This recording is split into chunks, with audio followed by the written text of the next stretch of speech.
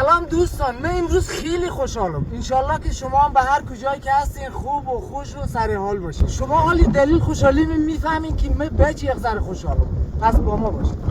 ای جوان جوان جوان دوستان کردن گل پاشان عروس کرده عزیز جهانی با ایمان داماد سیرنا عروس سی وفا والدین خوشحال داماد ما بودن و رحمت ترسی بس حالی بفهمیدین که ما به چه یغزر خوشحالیم؟ نه بازم نفهمیدین. بچه ها بیارین، یا میگن ما تا حالیم نفهمیدیم که شما به چه یغزر خوشحال. بیارین منتظرم باش تا آمدنم این دلیبی با قوچ منم سرویس نوبر. دوستان نازنین بفهمیدین که ما به چه یغزر خوشحالیم؟ آفرین، به خاطری که امروز ما به 100,000 دوست نازنین دست یافتیم. تشکر از یک شما برادران و خواهران عزیزی که از گوشه و کنار افغانستان، از گوشه و کنار دنیا وقت میگذارین، ویدیوهای ما تماشا میکنین، ما تشویق میکنیم. یک تشکر ویژه دارم از همکارای عزیزم سبقت الله جان رحمانی، سید احمد جان بهرامی، محمد جان طایب مشهور به شیخ محمد و احمد شاه جان نظری که واقعا من بدون از اینا هیچ وقت نمیتونستم به اینجا برسم. بچه‌ها دوباره شروع کنیم.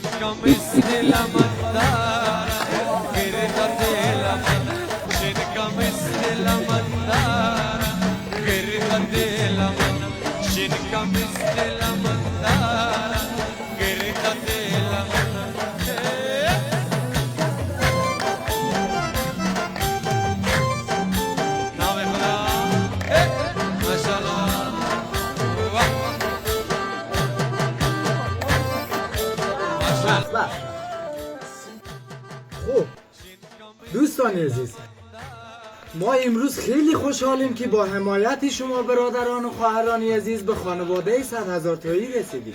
من هم اینجا به شما قول میدیم طوری که جشن 100,000 تایی گرفتیم به زودی جشن 1 میلیونی را میگیریم با آن شرطی که شما در کنار ما باشید. تشویق و حمایت های شما بود که امروز ما در 100,000 دوست نازنین دست یافتیم. ممنون از شما.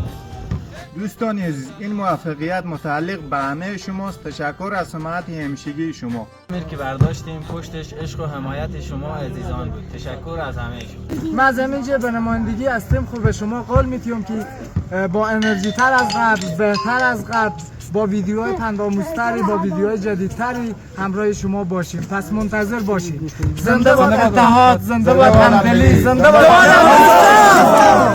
ای جوان جوان جوان دوستان کردن گل پاشان عروس کرده عزیز جهانی با ایمان داماد